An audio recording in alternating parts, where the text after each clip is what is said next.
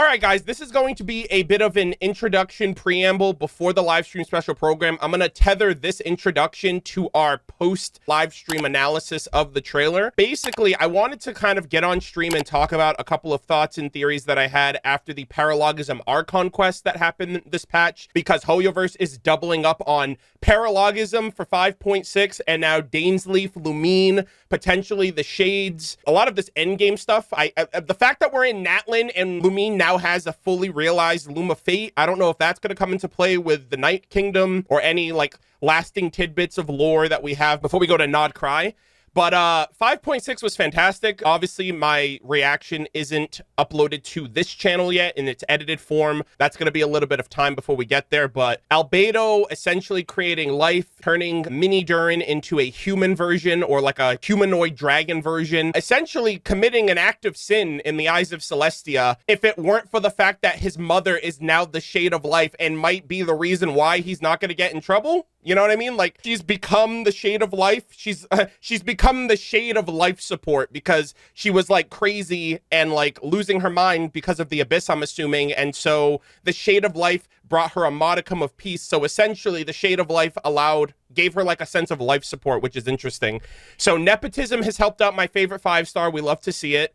He's created life. And unlike Egeria, did not get in trouble for it, allegedly, at the time of. I don't know if Fanis is going to eventually come to find out. We also don't know how Nibirius got into the state that they were in, where they ended up becoming a heart to be devoured by Ryandaughtr, but obviously Ryandaughtr did it most likely as a form of self-preservation, but the Shades are involved, right? We got Renova last patch. We've had Istaroth teased here and there, especially with A's story quest, her second story quest in helping Makoto with the Sacred Sakura. It seems like they're going to be more so in the forefront, and for this live stream special program, it's called A Space and Time for You, and the first thing I thought of was the Shade of Space and the Shade of Time. I am expecting a Shade or the Sustainer. I've personally thought for a couple of years the Sustainer of Heavenly Principles, the unknown god at the beginning of the game, is the Shade of Space. That's the like, they have like Void and they have all these cubes and all this crazy power. So I feel like they are the Sustainer of Heavenly Principles. The other Shades are like helping humanity and doing a bunch of stuff. The Sustainer is like, I'm sick and tired of humanity and I'm going to do things on behalf of the Heavenly Principles and on behalf of the Primordial One. And so they might be acting out more in alliance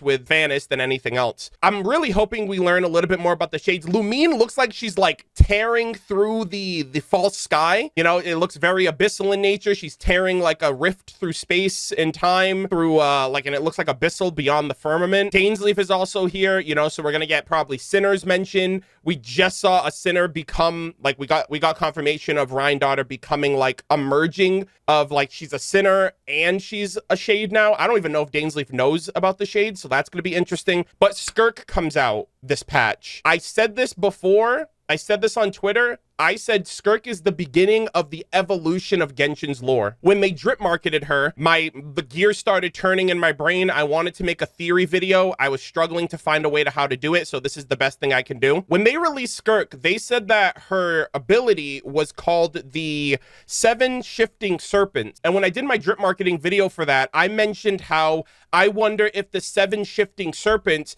is the equivalent to how the Abyss mimic life on Teyvat. So you have the Tenebrous Mimiflora who mimic the creatures. You have the Tenebrous Papilla who mimics the world bosses. You have Gosoithoth who can mimic a sovereign. And so I was like, I wonder if the 7 Shifting Serpents is the Abyss mimicking the 7 elements of Teyvat.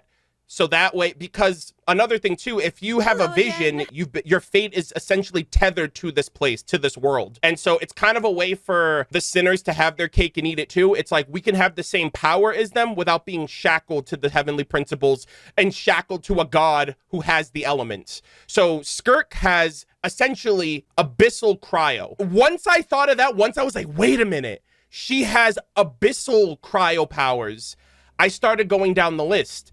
Dainsleif, in the Travail teaser, we will defy this world with a power from beyond. It looks like blue fire. So I think Dainsleif might have abyssal pyro. And then when you start going down the list with the Sinners, let's start with Ryandaughtr, for example. Personally, I think it would be nice if Ryandaughtr had Geo to kind of mimic or mirror her son, right? Mirror Albedo. But because she's fused with the Shade of Life, I wonder if her element is going to be Abyssal Hydro, because Egeria was also created from the Shade of Life. Granted, it was under different circumstances, but I think the affinity and the connection of the Shade of Life to Fontaine and to Egeria and to the Primordial Sea makes sense for it to be connectively Abyssal Hydro. I also started thinking about how the Sinners, right? So there's 5 Sinners and there's 5 shades along with the primordial one. So I'm also wondering if the Sinners are trying to mimic the heavenly principles and become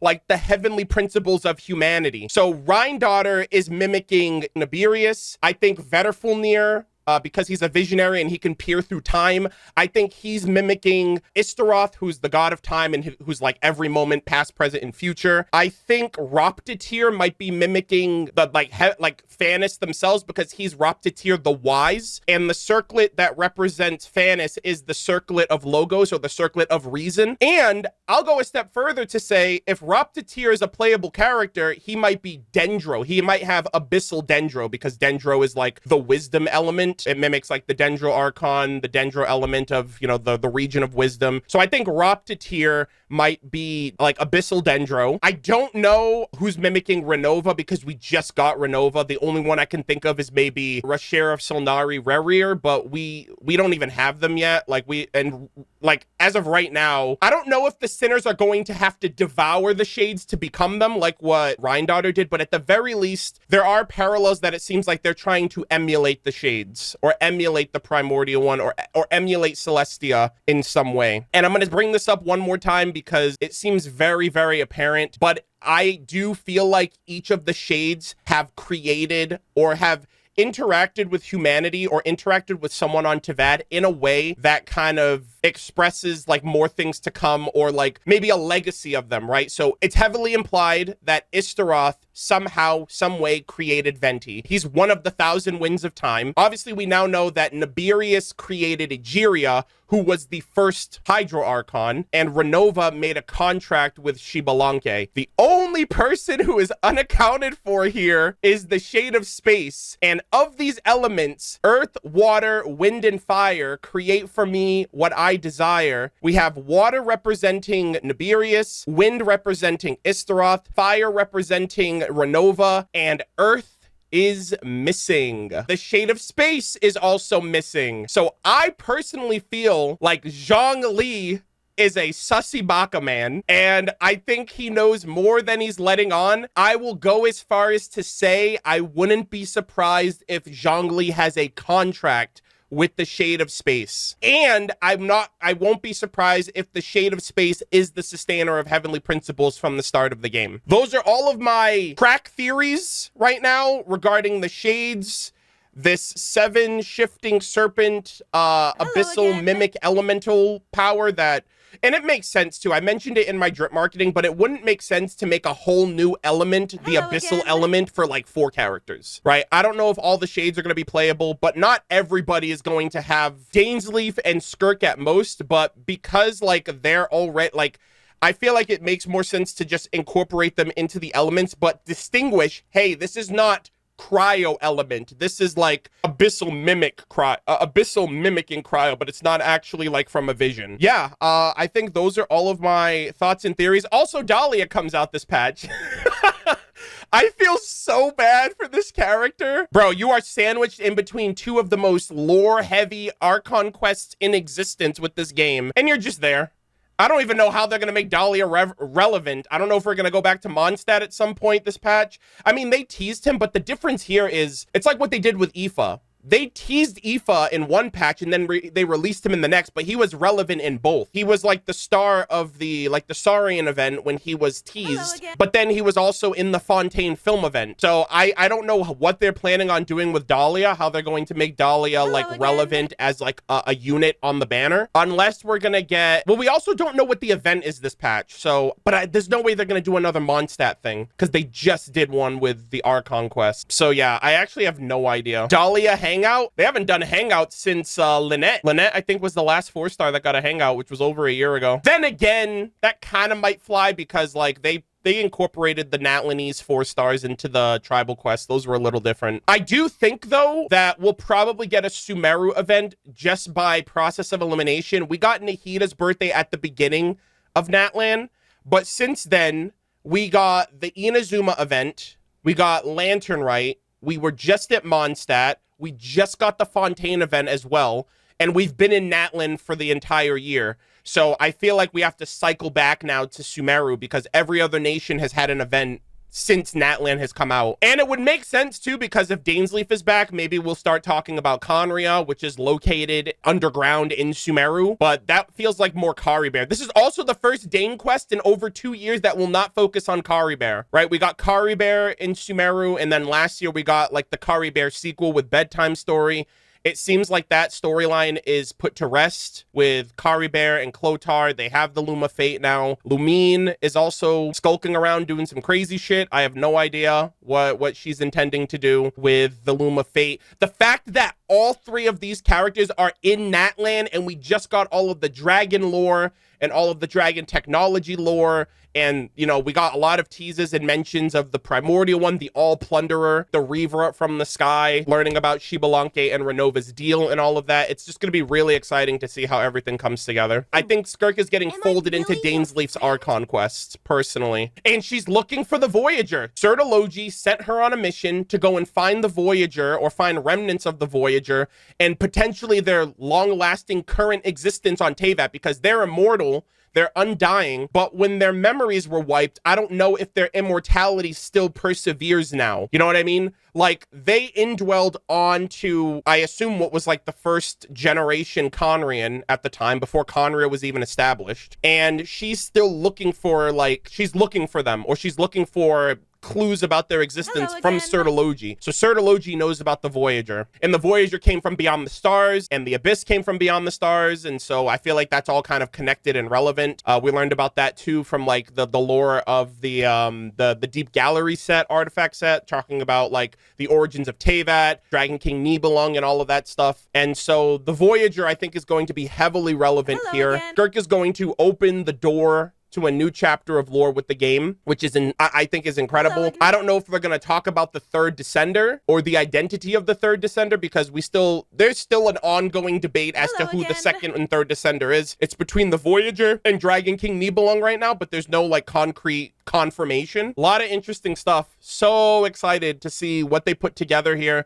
Again, this is the intro preamble. We're going to watch the trailer next, and then we're going to come back and break down and analyze everything about whatever this trailer gives. You guys seem to really enjoy that when we did it for Paralogism, so I definitely want to keep it going now. Actually insane, both Conria and Abyss are involved here. But it's crazy, too, because the Voyager knew about forbidden knowledge, and I think that's how Dragon King Nibelung learned about it and learned to leave Teyvat, get that power that they learned about, because the Voyager and him talked about like all of the secrets of the cosmos, and then came back, fought with the Heavenly Principles, lost, unfortunately, and then the Voyager got stranded here when they fell in love with the first angel. The first angel, too! We might get more lore on them. The first angel of the Heavenly Principles, the first daughter that betrayed their father and cursed the rest of her race, which is another crazy revelation that we learned about. And Columbina, because the curse is, if you lay eyes upon somebody with love, like if you love someone more than you love others, and you lay eyes upon someone and fall in love with them, you get inflicted with the curse. So I think that's why her eyes are always closed and covered, so she doesn't fall to that curse. So she actually might be the last Seelie. But yeah, we're gonna watch the trailer, and then we'll come back with our post thoughts and see where we go from there. All right, gamers, we just finished watching the 5.7 live stream special program. We are running it back now to watch the we're gonna do a full in-depth pause discussion commentary analysis. So if you want to see my first time reaction to that video should be uploaded to YouTube already. This is a preamble intro, which was all of my theories and thoughts before the live stream. This is my post live stream reaction to the trailer now that I get to watch it again. Chat has also informed me to check out the description, which has a little bit of text here. Sorry, you guys probably can't see it all that well if you're live, but it does say, take a break from your journey to explore the world. In this fleeting moment, someone's homeland was destroyed and someone was reunited with their family. No one can guarantee that this journey will go smoothly. All we can hope for is to reach a happy ending. I wonder if that obviously, I wonder if that's talking about Conria. Like, I'm wondering how Lumine is tied into all this, because it even mentions that, like, Lumine, like, so you know what I think of when I hear about this? I think of the Battle Pass cutscene. The first hero descended, they were seeking the Genesis Pearl, but they were deceived, and now they think that they're someone that they're not. Even in the Mondstadt Archon quest, right, the prologue, there was a cutscene where the Abyss was telling Lumine, when your homeland returns, you know, we'll finally have our vengeance or something like that, implying like Lumine's involvement with Conria. So I don't know if this is referring to Aether and Lumine's homeworld before they came to Teyvat, or if it's referring to that they settled down in Conria, or at least Lumine settled down in Conria for a time, and then the destruction of Conria led to Aether and Lumine reuniting and getting ready to leave, but then the Sustainer stopped them. Either that, or there's some type of parallel connection between Lumine and the Voyager, or Aether, well, or Aether and the Voyager. I have no idea. That character NPC had the diamond-shaped eyes. I don't know if that was like a Conrian from like the original Conrians, or like one of the Conrians from like the original civilization, because they did mention that the Voyager woman indwelled on a young boy with star-shaped eyes, and that's like the symbol of like pure blood Conrians have that eye shape. So I don't know if that's like the first female Conrian, or maybe it's like if she went on to, I mean, right, because the Conrians like went on to become like multiple dynasties, so maybe she had a kid. Or I don't know. I have no idea, because they also lost their memory. So if they lost their memory, maybe that's like a remnant of them, or a remnant of their legacy, if you will. But I'm assuming that's like the first Conrian from that era, or from that time. まさに滅びの災いと呼ぶにふさわしいわ。 So, Cataclysm 2.0 maybe? I don't know if this is a reference of like the past. Like, oh, are they referring to the Cataclysm? Or is this like things to come in the future? I also don't know who's talking. It's a woman, that's all I know. So like, that's another thing that sucks. I just can't put a face with a name because I don't play in JP. Someone in chat saying that this is Nicole's voice? Okay, so if this is Nicole and it's like she kind of dwells in the realm of like Irminsul and noticing changes in Irminsul, I wonder if it has something to do with like referencing the past or even the Loom of Fate. 終わりなき苦痛と This is crazy. One look at this, I'm like, okay, this is Cataclysm. This is Conria energy.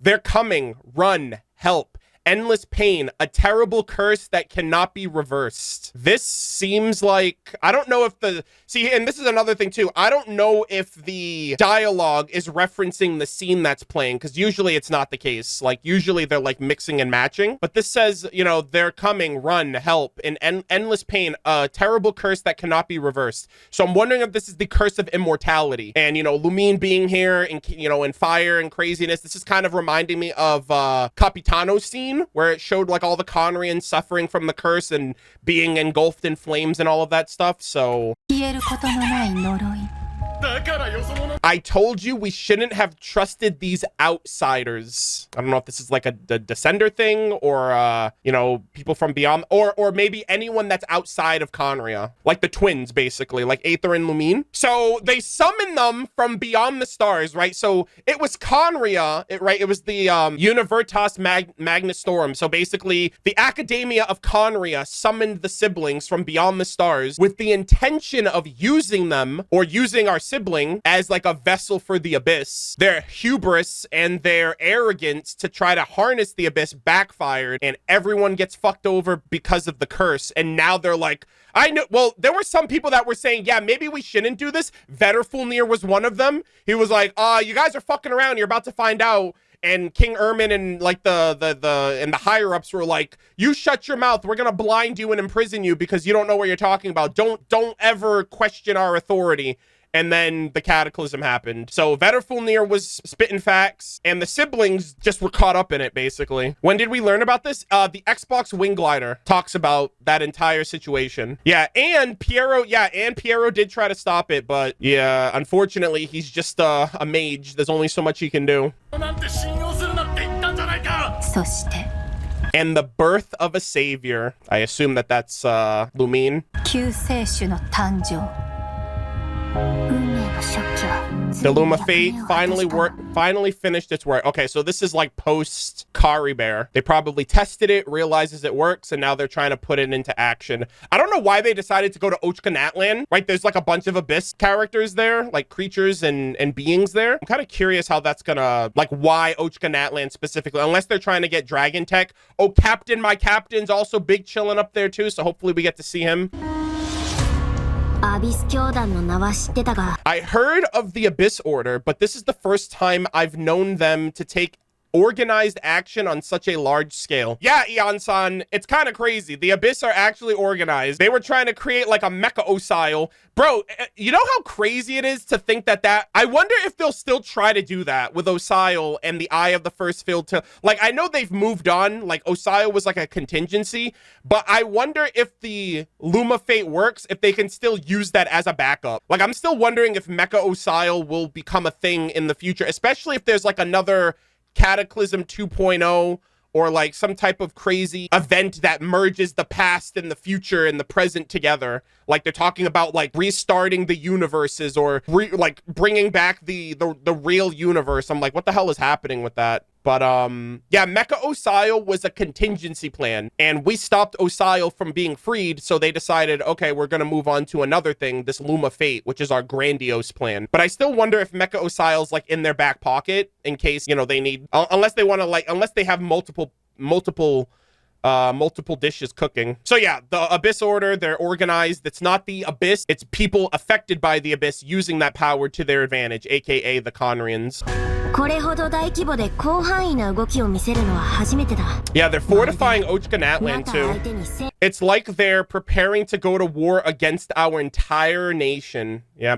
I thought that was Enjo for a second, but then I was like, Enjo would never stoop so low as to fuck around with these simps of our highness. You know, he's off, like, he's probably in the Mare Javari right now, big chillin', getting all the crazy lore.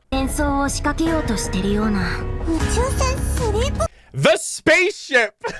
The one that brought you to Teyvat? Question mark. Right now, I don't know who Paimon, this sounds like Paimon, I don't know who she's talking to, but she says, the spaceship, the one that brought you to Teyvat? Question mark, exclamation, like shocking realization. But the only person that we've ever heard to have a spaceship would be the Voyager. But if this is talking about Skirk, then maybe Skirk also came here from beyond the stars and is maybe from another planet altogether. That would be kind of crazy because we don't know her origins. Like, she doesn't have star eyes, so she's not a Conrian, or at least not a pureblood Conrian. She doesn't have the curse of immortality either. And because she's searching for the Voyager, and Sertology sent her on that, it would be interesting if someone from Beyond the Stars is searching from another person who's from Beyond the Stars, unless them two come from the same place, right? Kind of like a, you know, it feels very Descender-esque, but I don't think it, I'm not saying Skirk is a Descender. I'm just saying, like, Outlanders and Descenders are two different entities, two different statuses, but it could be the spaceship of the Voyager. I mean, there's no records or any knowledge that their spaceship was ever even on Teyvat. Why not the spaceship of the twins? Because they came here as like meteors. Like Dainsleif even said, like, oh, they were meteors, like shooting stars almost. I don't know. That could also, yeah, honestly, when you think about it, it could also be a reference maybe to Aether or Lumine. Maybe Aether doesn't remember because bro has like amnesia and remembers and forgets certain things. But Dainsleif did mention in 1.4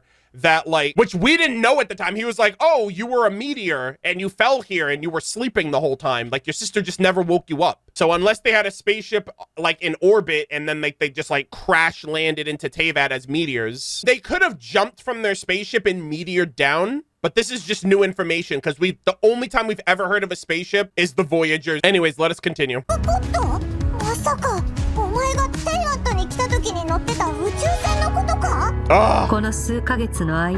Mm-hmm. 42 of them have died out in the past few months alone. So something is going around Teyvat, siphoning and killing off, like, it's like siphoning the energy of the world. 42の星が消えた。Something has been leeching power from this world, like a parasite steals nutrients from a host. Actually, it might be the Abyss, because it said, it even mentioned too that like the tendrils of the Abyss are trying to reach Irminsul, probably suck the life out of it and replace it with like an abyssal Irminsul tree. Hoshi in Japanese means stars, 42 constellations. Oh, guys, I'm a filthy American. I didn't know that. That's crazy. 42 fallen stars in the past few months alone. Like the stars in space? What the heck is happening? Is there someone like, is there like a devourer of stars? Wait, 1, 2, 3, 6, 12, 18, 24, 36, 37, 39, 44, 42. Oh, 6 stars equals a constellation. 6 times 7 is 42. 7 characters? Is she talking? I wonder if she's talking about constellations then. Interesting. Yeah, I'm not entirely, like, I'm just missing context here, but clearly she knows something that we don't. Yo, the narwhal better not be eating stars out there too. Something has been leeching power. If it's not the Abyss, then I'm curious who or what that is. Everyone says that the disaster is inevitable. Don't know what that spirit is. The first thought I had is that the spirit of the Voyager. Bro, I'm so Voyager brained right now because of Skirk's like artifact set and like all of the connective tissue with that. So like I just don't know. Usually a little spirit or a little creature of some sort always ends up becoming the most important. Look at freaking Kokuik. Like the little tiny spirit creature that assists you always turns out to be the revealing thing that we're, you know what I mean? Like they're the most relevant thing in that quest line or whatever. So I'm kind of curious who this is. Ignore. This is a great shot. Oh my god, this is cinema. Bro, if this is a domain space, Charlotte is going to be working overtime in this patch. This place looks gorgeous. Ignore her existence for too long, and there will come a day when you can no longer hear her voice. Why is her in quotes? Because Voyager? Guys, not gonna lie, I was thinking that. Because despite the fact that the Voyager indwelled a male's body, the Voyager herself is a woman. So maybe that's why it's her, even though the body is male presenting. Ignore her existence for too long and there will come a day when you will no longer hear her voice. Her voice could also be Nicole. Like some people in chat are saying this is Alice talking to about Nicole, because we do know that Nicole talks to people in their head, like with her voice, who changed the world through Irminsul in some way, shape, or form. So we are getting the Loom of Fate, it seems like, in this quest. So that could be a reference. Basically, Nicole's going to be popping off because if the Loom of Fate activates, Irminsul is going to be, I don't know, like rewritten, or something is going to change in the world, and then Alice is going to be, I'm sorry, Nicole's going to be like, ah, I'm relevant again. But yeah, it's either Nicole or it's the Voyager.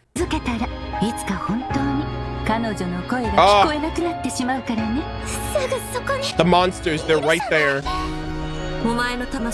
Part of your soul is damaged, and the wound bears traces of abyssal corrosion.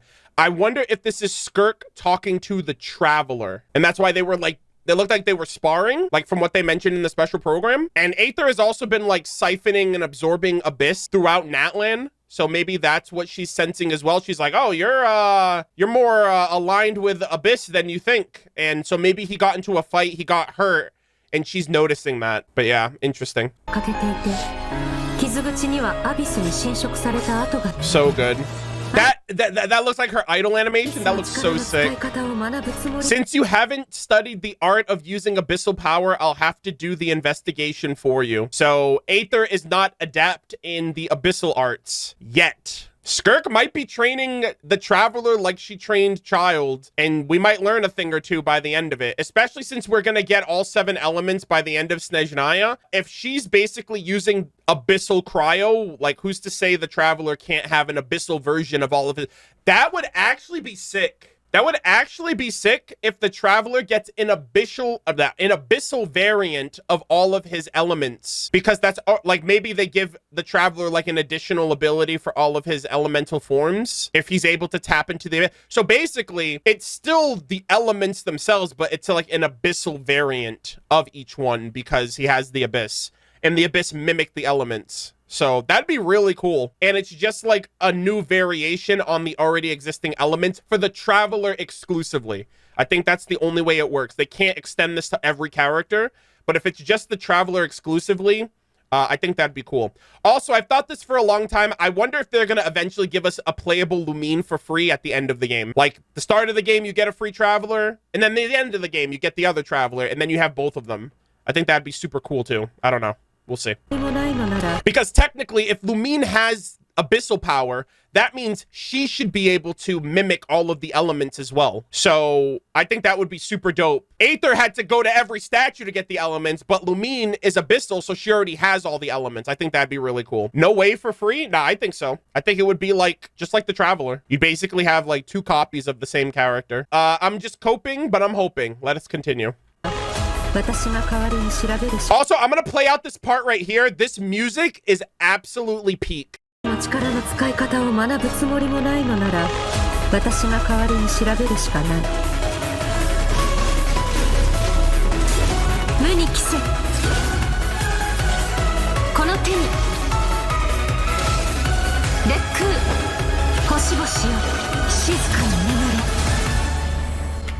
good, man. I cannot wait. That sounds like a boss music of some sort. I don't know if that's exclusive for the trailer. I hope it's not, but that shit looks so cool.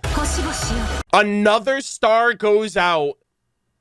Oh my god. Skirk, is there something you want to tell us? That ult looks crazy. Oh my goodness. Bro, she's literally like a shooting star ripping through space and time. That looks like a planet. And her quote is, another star goes out. Holy moly. Yeah, she's a 6-star. That's not even a 5-star. I mean, maybe that's more like a 4-star because it's purple. What is this man doing here, guys? This is the most like hello moment I've ever experienced in Genshin Impact, honestly. I still exist, by the way. It's me. Go to church, everybody. I'm not gonna skip him though. That's like hella disrespectful, but like, holy moly. Hey, at least Genshin is still giving 4-star characters, you know? At least they didn't forget about him. You are not on the same team, brother. I'm sorry. Yeah.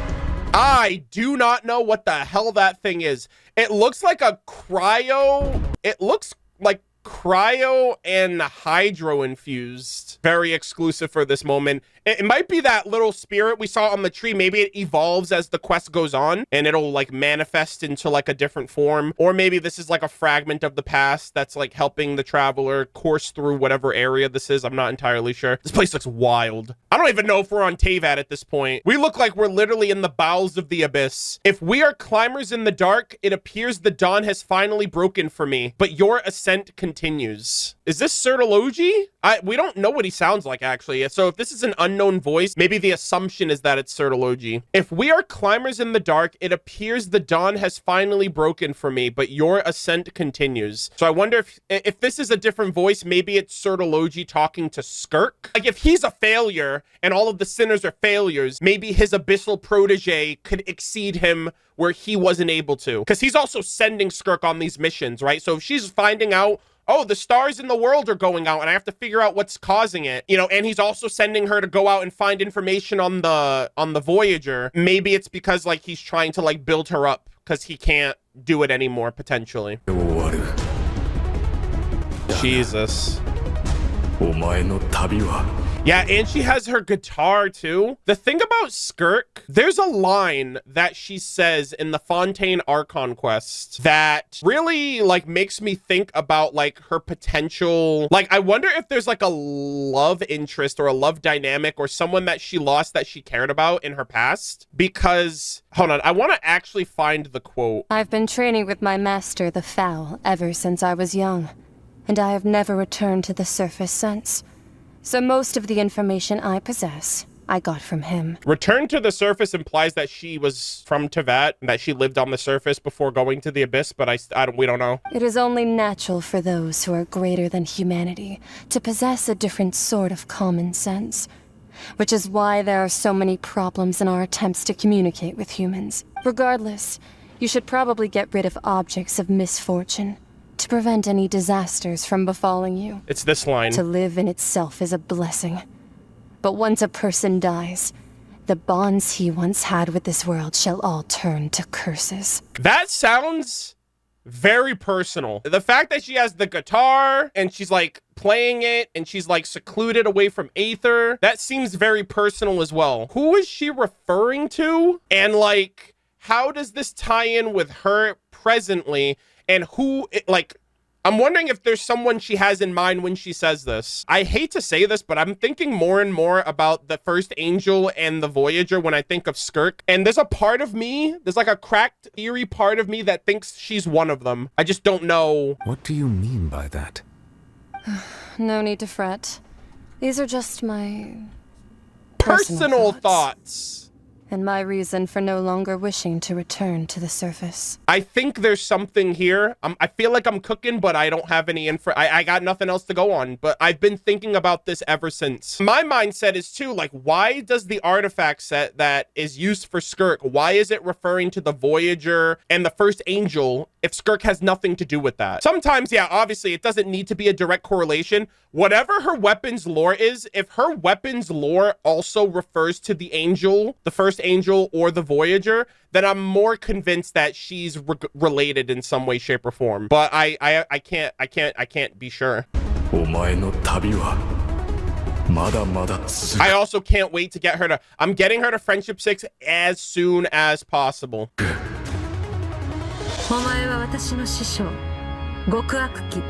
You know my master, the foul Sertology. I wonder if she's talking to Dainsleif here. I don't know if there's going to be a Dainsleif and Skirk crossover meeting. We kind of know about the foul because of Dainsleif by name. Yeah. But when she says, you know my master, I mean, I guess she thinks because we know his name, then we know him, but maybe we can clarify, hey, we actually don't know your master. We just heard about his name from Dainsleif. So maybe if she is talking about, you know, if she mentions Sertology, we can be like, oh, we've heard that name before. And then she's like, oh, you know my master? And we'll be like, no, we don't know him. We just heard of him from someone that we do know who knows him. So maybe that's more of the conversation and not like directly like she's talking to someone that knows him, but she's talking to someone that she thinks knows him. Why are they... the only thing I can think of that they're in Ochka Natlan is because of the Skyfarer, the Tonatiuh ship, right? It's a cable that connects to beyond... Well, it was supposed to be a cable that connected to the firmament to go beyond the stars. I'm kind of curious. They're obviously advancing in Natlan, and so the Natlanese need to defend this area.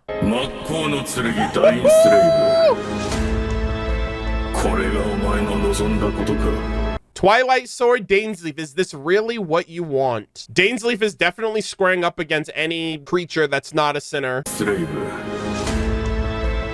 And look at that, bro. I think our theory is right. Skirk is harnessing Abyssal Cryo, and it looks like Dainsleif is harnessing Abyssal Pyro because he's wielding like blue flames. And we got to see his gameplay in the special program. He's actually like attacking on his own, which is crazy. That his model is like in a playable form. Absolutely insane that they're doing that this early. I don't know if it's a reflection of what his moveset will actually be, or if that's like his NPC version, and maybe he'll have different moves when we actually, if or when he's actually playable. Yeah, he's harnessing blue fire here, so it seems like he also has the seven shifting serpents technique. Bro, who is this girl? And why does she remind me of Lumine with those flowers in her hair? She's got the star eyes like a Conrian. She's giving Voyager energy. She's also giving Conrian energy. Bro, this kind of looks like, no offense, this is like 4-star Lumine. It's like, it's Aether and 4-star Lumine right here, guys. This looks like her. Or it looks like, it's kind of giving that this shot right here is supposed to make you think that. Like, oh, it's like it's Aether and Lumine, but it's this girl that looks like her. And apparently this is Lumine talking. I know you always wanted to change fate, but this time I won't let you succeed. So I wonder if she's talking to Dane or if she's talking to Aether. I have no idea. Last time Dainsleif let her win. She even said it outright that Dainsleif could have beaten her, but he chose not to. So now maybe the stakes are higher, but yeah, I don't know. I also think this girl is like a vessel of some sort, or like an apparition or a memory of the past of some sort. She's gonna die by the the end of it, I have a feeling, but I just don't know the context of how. She actually might be the first Conrian based on the Voyager lore. Also, anyone that's watching this video and doesn't know the Voyager lore at all, they're probably like, what the fuck? Why does Arnold sound like a broken record? Every 2 seconds, he's saying Voyager this, Voyager that. Watch the video that I posted. I went through the lore, reading everything, but like, hopefully Nod-Krai explains this shit because it's going to be really hard for people to follow. What video? In my lady. Oh, damn. It's in my lore and analysis. It's this video right here. The Voyager from Beyond the Stars. This video right here. We read the lore. We figured it all out. It is this video on my channel. Go watch it after watching this one if you still do not know what it is. Lady. Why is everyone spamming lady? Oh. Ladies and gentlemen. Yeah. Okay.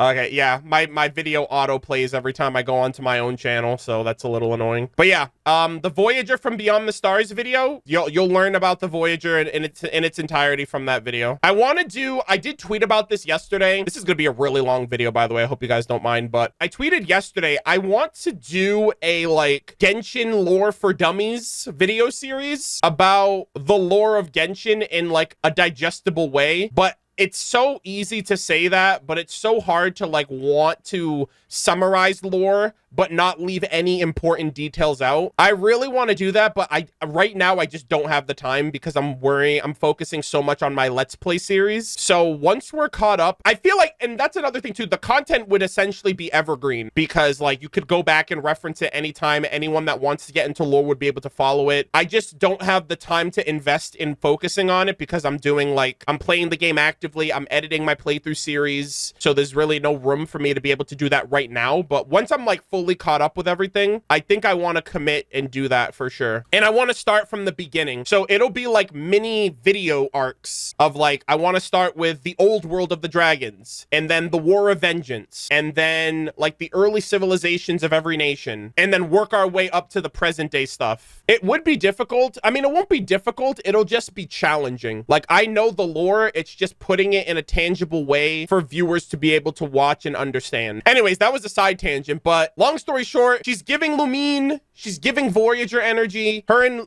Aether together, I feel like. And another thing too, they mentioned something about like the universes or the timelines not lining up. So I don't know if this is like, Aether, this is the sibling you wish you had, but it's not Lumine. It's the 4-star version of Lumine. So I don't know. I feel like this character is very important though. I'm also thinking about the Battle Pass cutscene, but about the crowned heir, and she has like Teyvats in her hair, or at least they remind me of Teyvat, which is a flower exclusive to Conria. She's probably the first Conrian if I had to guess, but I'm not entirely sure.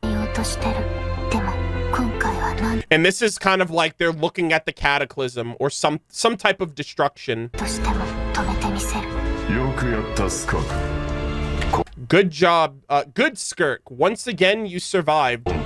Do you see that face? That looks like a face right there in the sky. I thought this was Sertology. When we watched it back, I was like, oh, I wonder if that's Sertology. And because he's like praising Skirk. And he says, once again, you survived. So I don't know what he's referring to there.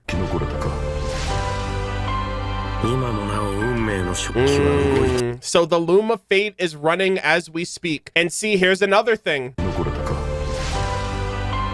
I wonder if Sertology is the thing we fight in the whale, or it's like an avatar of him, and Skirk might have to fight it now. I don't know why, but this is kind of reminding me of Wanderer, how Wanderer had to fight like had to fight his like mecha boss version of himself. Maybe Skirk has to like fight her master.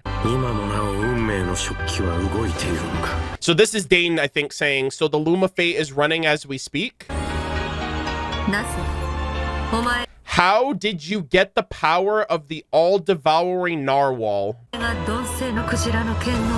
I have no idea.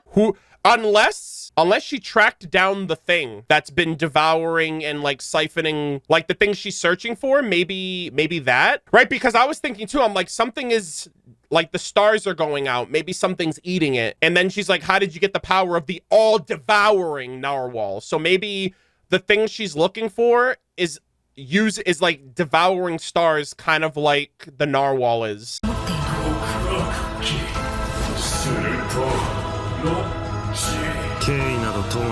Your arrogance and malice cost you all of my respect long ago. I assume he's talking to a sinner, probably Sertology. Dainsleif. I think this is Dane here.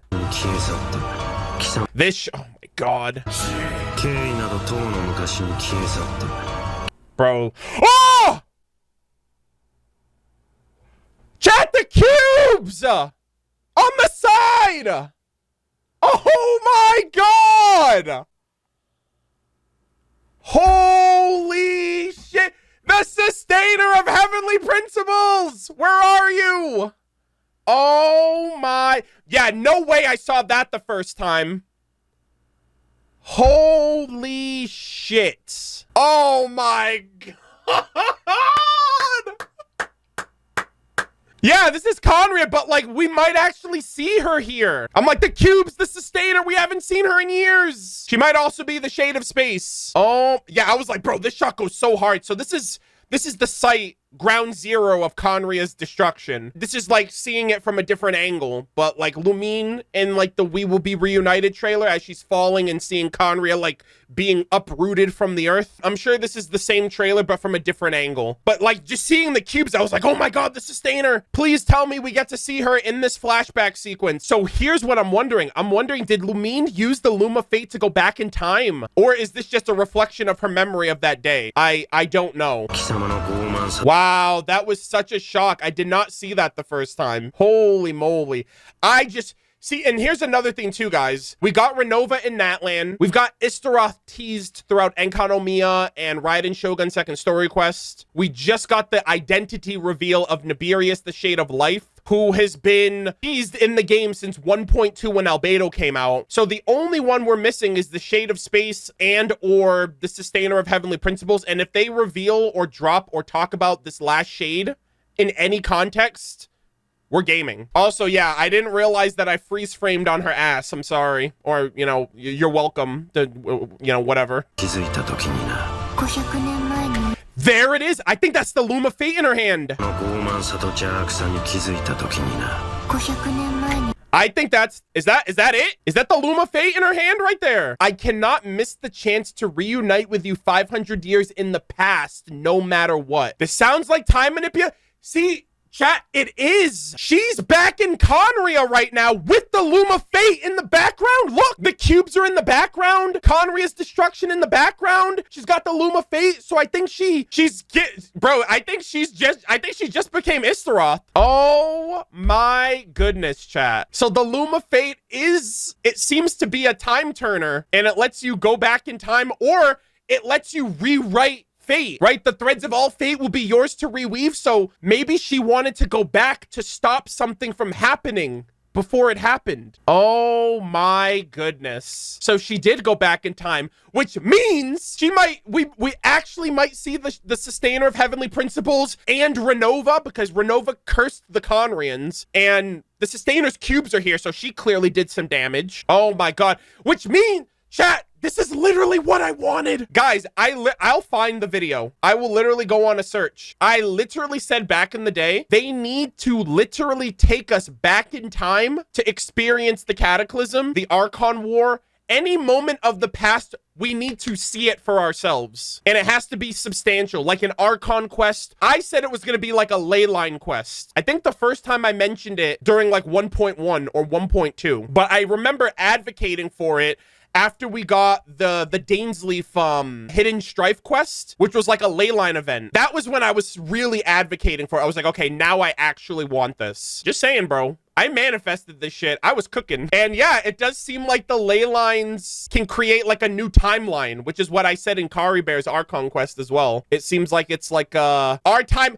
And that's what it might, this universe thing is, that might be what it is. It's like, we are living in an old timeline, and I am going to create a new reality, a new universe for us to live in that's goated. And you need the Loom of Fate to do it. This is so cinema.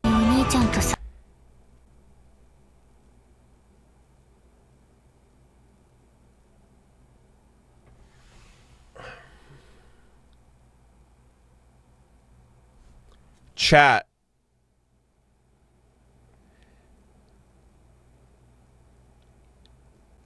I'm trying to cook something right now.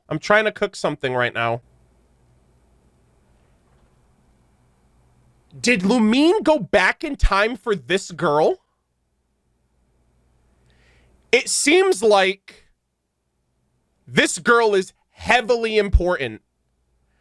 Aether looks distressed right now. Like, what are you doing, Lumine? And I wonder if Lumine chose to go back in time to do something that will affect this girl in the current timeline.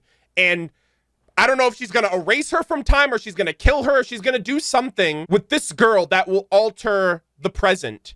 And then Nicole gets involved because, oh, you changed the ley lines.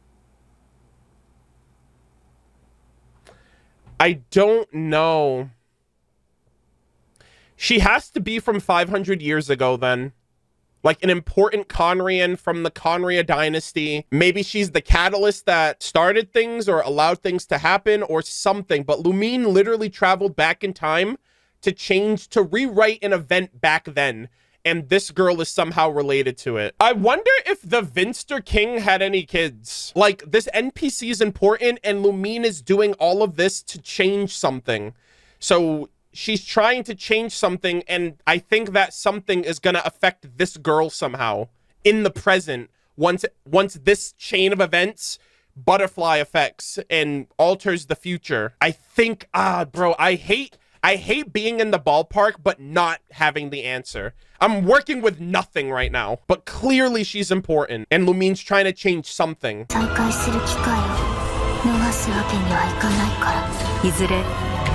We will return to the real universe one day. Look at that. You see that? She used it. Yep, right here. The Luma Fate is being used, being activated. You see the cubes in the background? Something here is happening. Lumine activates it. Aether and the girl are right there. Oh my god. She's literally about to... I wonder if she's gonna make it to where Conria never fell or never got destroyed. We will begin anew at the end of your journey. Bro, I swear to God, she's trying to rewrite something to where things get changed. Here's another thing too, guys. We have to go to Conria eventually. But right now, this is what it looks like. It's all rubble and destruction and everything's gone. But if she rewrites Conria, does that mean she's trying to rewrite Conria to exist in the present? To where it like exists in a better state? And look, Lumine's activating it. Aether's looking at her. The girl's facing away from her, implying that whatever Lumine... This is telling me whatever Lumine's about to do is not favorable for this girl. Or this girl is clearly opposing it, but Lumine's like, I don't care, I have to do this. What she's doing, no clue. If you rewrite Conria to not exist, I'm sorry, if Conria never fell, that's a huge domino effect. That means Ruka Devada didn't die. That means Egeria didn't die. That means Makoto didn't die. That means the Sinners never got founded. I don't think it's going to be like that. I don't think it's going to be that. I think it's just going to be something that is going to slightly alter, kind of like Ruka Devada erasing herself. That altered the timeline, but not in a crazy way. Wanderer erasing himself from Irminsul. The Luma Fate is like a cheat code where you can alter things drastically, but I just don't know what that end result looks like. Paimon and the Traveler. Well, a bunch of people are saying Paimon's not here. Paimon's not here. This is a ley line memory. Paimon's rarely with us whenever we go through the ley line, right? She wasn't with us when we did Kari Bear. I don't know if she was with us in any other ley line instance, so I'm not expecting her to be here. And then there's this line too. Actually, I'm gonna pull up another scene too, because a lot of people forget this.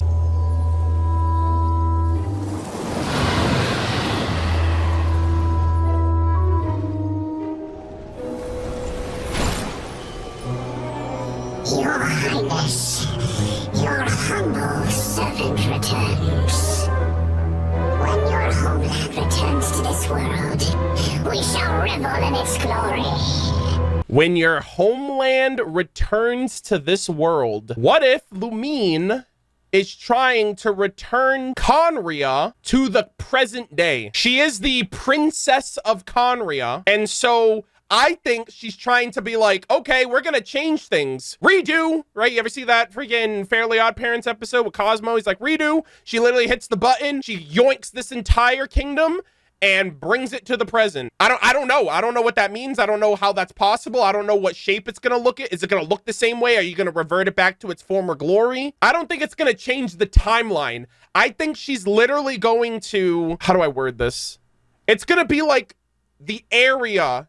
She's going to take this area and bring it to the future. I don't, if that makes any sense. Like, I feel like that's what she's going to do. She's going to revert it to its former state, and then she's going to take it and bring it to the future.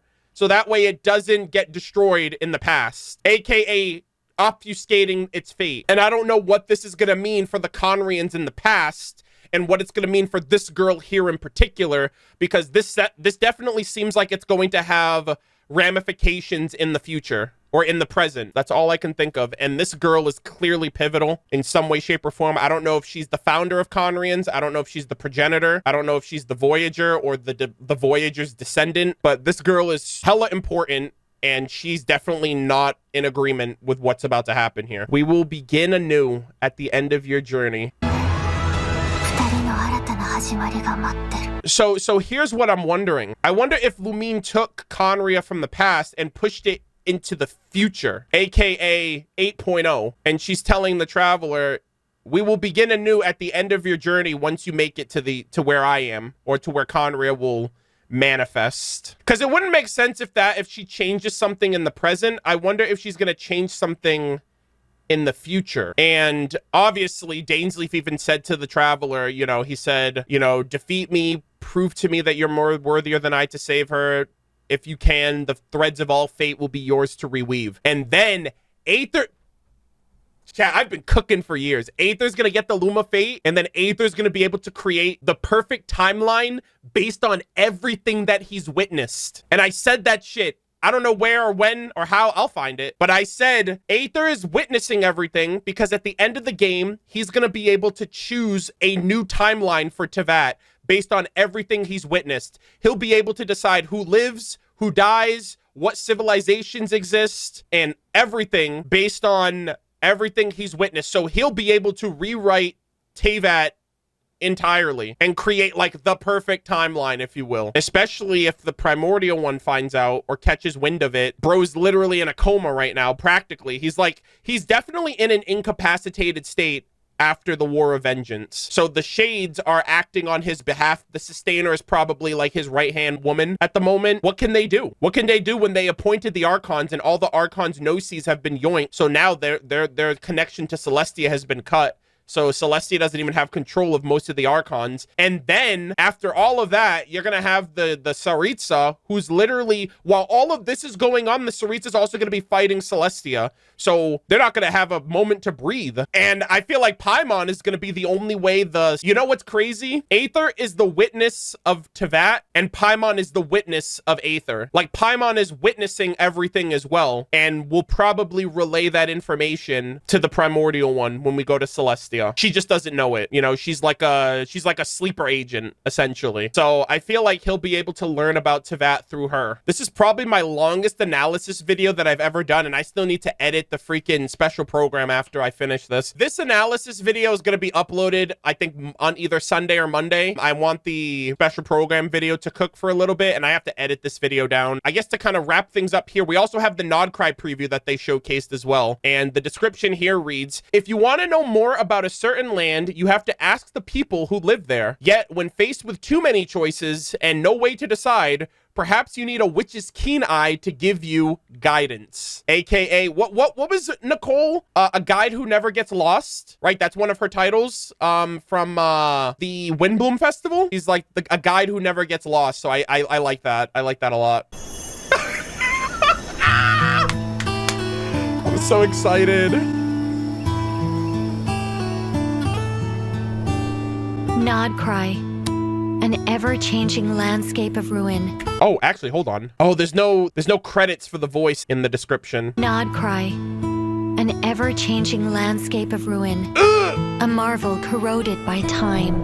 Esteroth moment. Also, I love the rendition of the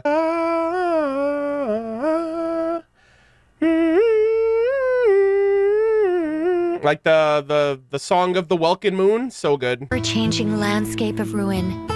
A marvel corroded by time. In the forest, where the nights were once undisturbed save for a few rays of moonlight, the wild hunt's shadow grows. There are those who bear the name of Frost Moon, living. Oh my god, this is cinema. So these are the Frost Moon Scions. They have horns. They have the horn. Okay, so first off, let's break this down. This is one of the coolest looking hilly churl wild hunt infused creatures I have ever seen. These guys look badass. This shit looks so cool. You know what this reminds me of as well? Zenless Zone Zero, Professor Arky, the professor with the fire, with the head of flame. It's also kind of reminding me of that as well. Bro, I'm so excited to fight the Abyss when we go to Nod-Krai. They look so sick. Save for a few rays of moonlight, the wild hunt's shadow grows. So good. There are those who bear the name of Frost Moon, living where the silver light shines. So that might be like the remnants of Hyperborea, which is the first root cycle civilization that we're definitely going to learn about during the world quest, unless they tie it into the Archon quest. Others carry the cinema, torch, fending off the darkness and cold. Oh my god, is that a woman? Is that a woman at the forefront right there? Please be a playable light keeper. I will literally pull for you. I swear to god. I need a playable light keeper. This is my favorite faction. They look so badass. I can't wait. With white hair. Others carry the torch, fending off the darkness and cold with their blades. Yep. I hear that the Snowland Fae still yearn for the frosts of old. The Snowland Fae yearn for the olden days. Maybe that's why they don't like the Tsaritsa right now, because if that quote is in fact about them, like she is a god with no love left for her people, nor do they have any love left for her. If the Tsaritsa is a Snowland Fae, they want to go back to the old days, and they're not happy with how the Tsaritsa is currently doing things now on behalf of their race. And so I think that that's what it's implying. I think the Tsaritsa is literally a snowman, like I said last year. So very interesting to see how this plays out. While the Fatui look to the stars above. While the Fatui look to the stars above, trying in vain to seize the fault. Oh, shit. They're trying to they're trying to take down the false sky. God damn. These guys look so bad. Look at this one. Is this a Hydro Gunner? Yeah, this is Hydro. Oh my god, the Giga Chads! Oh my, ma'am, I am but a simple man. Holy moly. While the Fatui look to the stars above, trying in vain to seize the false firmament. Dotori! Round 2, Electric Boogaloo. Then there are the nights, draped in the west wind, cinema, nearing the end of a long and arduous mission.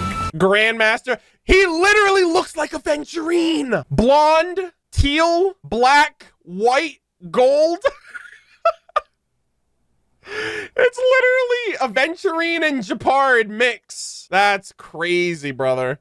I'm not complaining. You kidding me? Yo, where's Seamus Peg? Unless him and, they did say that Frederica is stationed at Dornmanport. That's what Jean's birthday letter mentioned, that she's stationed at Dornmanport. I don't know if her father's there too, Seamus, because he was also on the expedition. So I don't know who went back to Dornmanport and who's still in Nod-Krai. Nights, draped in the west wind, nearing the end of a long and arduous mission. My friends, of course, when she said my friends and I saw Alice, I was like, this is a Hexen Circle member talking. Be outdone. They will no doubt bring a magical charm to this edge of the world. Wow. So we got Alice. Are they all just Dodoko? Funny how they're all represented by, or they're all able to be represented by the Dodoko. But yeah, look at that. Alice is just a bigger Klee. Holy moly. Like mother, like daughter. She literally has the same design as Klee's summertime outfit, which is so cool. Good God, man, I can't wait. My friends, of course, shan't be outdone. They will no doubt bring a magical charm to this edge of the world. And just as the stone craves the sculptor's hand, so does fate await your gaze.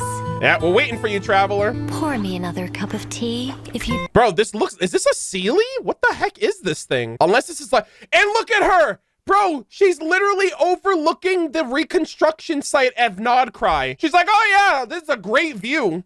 Love what they're doing with the place. Bro, that's crazy. She's not even intervening. She's like, it's a nice view. Be so kind. The story is about to begin.